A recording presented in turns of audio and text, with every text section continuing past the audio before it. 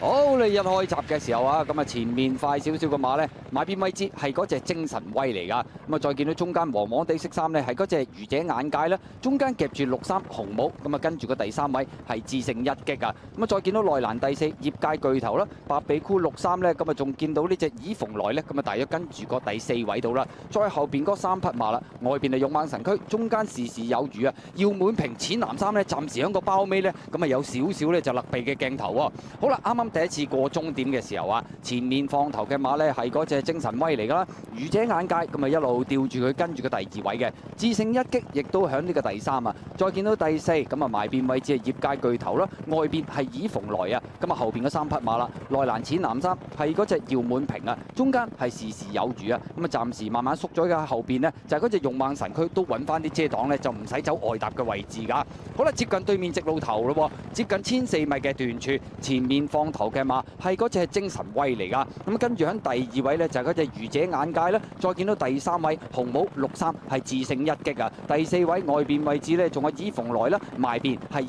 界巨頭啊。後邊嗰3匹馬咁啊淺藍衫埋邊係耀滿平啦，出邊係時時有餘啊。咁啊暫時包咗落尾嘅馬呢，仍然係嗰隻勇猛神驅嚟㗎。去到對面直路嘅中尾段，接近呢個1000米嘅段處啊，前面佔先嘅馬係嗰隻精神威啊，外邊愚者眼界開始拍上啲啦。再見到跟住個第3位有智勝一擊，第4位呢就係以蓬萊啦，後邊嗰4隻業界巨頭時時有餘啊。尾依位置係嗰隻耀滿平嚟㗎，暫時殿後依然係勇猛神驅啊。好啦，距離終點大約700米到啦，轉緊彎中間啊，前面一對放埋邊位置係嗰隻精神威啊，愚者眼界係拍住佢，見到智勝一擊呢，細細隻開始立出去佢哋外邊慢慢踩油。再見到第4位嘅馬仲係以蓬萊啊，後邊嗰4匹馬埋邊業界巨頭啦，出邊時時有餘啦，耀滿平淺藍衫大外當見㗎啦，包咗落尾嘅馬勇猛神驅入正最後直路啦，前面偷出嘅馬係智勝一擊啊，緊隨其後嘅馬有以蓬萊啊，外邊殺上嚟耀滿平嘅勢亦都相當勁啊，再後邊進佔第4位嘅馬呢，仲有時時有餘啊，最後200米到啦，外邊位置